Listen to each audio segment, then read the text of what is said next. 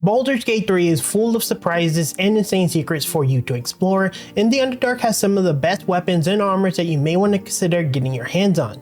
These weapons and armors range from weapons like amazing swords and scimitars to armors of many different weight levels, offering quite a few choices for your party. In this video, I'm going to show you how to craft arguably some of the best armors and weapons relatively early in the game. These weapons and armors should set you up to pretty much cruise through Act 1 and a good portion of Act 2, and you should consider coming down here and grabbing these weapons if you're in the Underdark. Before we begin, we still have a few days left on the second giveaway of the channel. Winners will be announced very soon, but if you're interested in getting your hands on a free copy of Baldur's Gate 3, all you need to do is subscribe to the channel, leave a like, and comment anything about Baldur's Gate that you like or dislike, and that's pretty much it. You're entered into the drawing, and well, good luck. With that said, let's begin. So our journey begins at the Grimforge waypoint in the Underdark. This is right after you take the boat from the Underdark beach. Make your way up to the top floor where you will find a few animals and a herdmaster in which you will need to help the herdmaster out. Save here if you're unlucky, but expect a fight regardless. Once you get the animals to break the rocks, you will need to head inside and go all the way up until you reach a room with tons of traps and a bridge. Here will be the first mold you need to grab in order to craft some armors and weapons. I forgot to mention at the beginning, but there are a lot of weapons and things in this area, so they get heavy, so maybe consider selling before coming up here. Either way, grab the mold and head to the end of the bridge where you need to navigate your team across.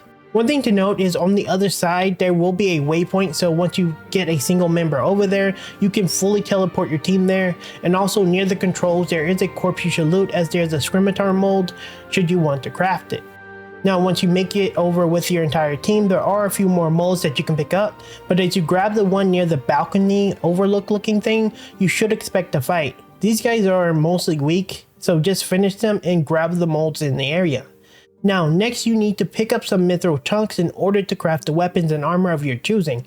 One is behind the balcony near a lava river. Just hit it with force based damage. I personally use magic missile, but if you have eldritch blast as a cantrip, or you can just throw things, ultimately you just need to do force based damage to break this one.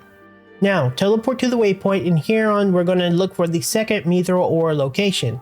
You need to head towards the huge forge at the bottom, and a path to the left will take you to the next mithril ore location. But again, expect to be ganked by some fire immune monsters. I was an idiot, I used fireball on these guys, but these guys are actually fire immune, so don't waste a turn doing that. But all you need to do is finish the fight and destroy the mithril ore location. Just be sure to save before this fight, because the area is a bit annoying because there's lava and a lot of fire, and it can get kinda out of control relatively fast. Just like before, hit this with some force-based damage or skill, and then head to the main forge and be prepared for a pretty huge fight, because this one can be quite a bit of a pain. I died to this fight because I had no clue how to face off against it, but I'm going to give you my breakdown of how to play the fight. Again, I recommend a long rest, as you're probably going to need a lot of your spells to do this fight.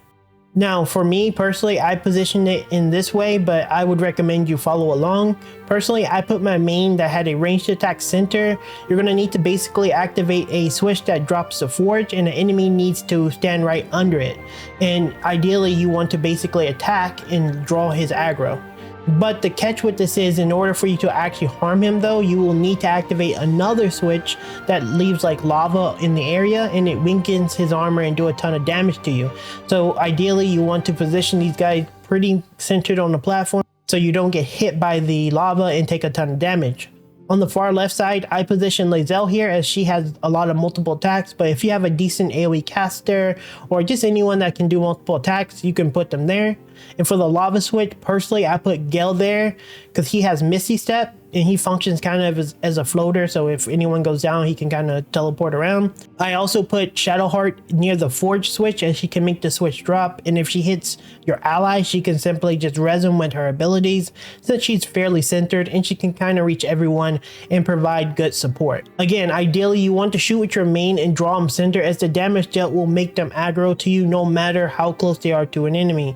So if your person hits them with attack of opportunity and it lands, you just have to be aware that you may need to hit them again because they will attack the person there. Now, if you do have the damage, you can DPS him down. As he walks through the lava, it reduces his armor and you can deal enough damage, but generally you're probably going to force him in and simply repeat doing this 3 times and kill him and bring him down. Again, this is a pretty tough fight, so take your time and avoid the lava at all costs because the damage is kind of crazy on it.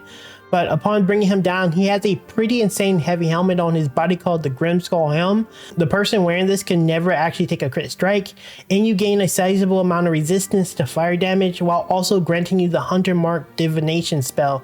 It's a pretty insane helmet that you can easily fit on many party members, but again, it's a heavy armor, so you're limited to heavy armor wearers. Now, most importantly, don't forget to loot your weapon or the item that you forged, and you can do this once again and repeat the process of putting together the mold and the mithril ore in the device and gritting another piece. But don't worry, you don't have to face off against the boss again, but be sure to toggle the release lever before hitting the forge hammer again, or it will create another version of the same craft that you have pretty much molded in. Now, unfortunately, I was not able to find any mithril ore, so if you do know any locations of it, feel free to leave it down in the comments. But as far as I can tell, you have access to 2 free crafting options, as well as this pretty insane helmet, and then all the different weapons and armors that you find throughout the area, which should gear you up pretty heavily. And throughout the area, there are some like really good options that aren't these armor pieces that you can't fit into your other party members, so it's actually really good spot to get geared up and prepare you for Act 2. With that said, that's going to do it for this one. I hope this video helped you out with creating some pretty powerful armaments and stuff. I'm in Act 2 and still using quite a bit of this armor on my party, and it honestly is actually really good. So I personally recommend you come in and do this, as it's really rewarding in my opinion. Anyway, thanks for watching, guys. Don't forget to like as well as subscribe to the channel if you want to see more Baldur's Gate 3 content. And yeah, I'll see you in the next video very soon, guys. Later.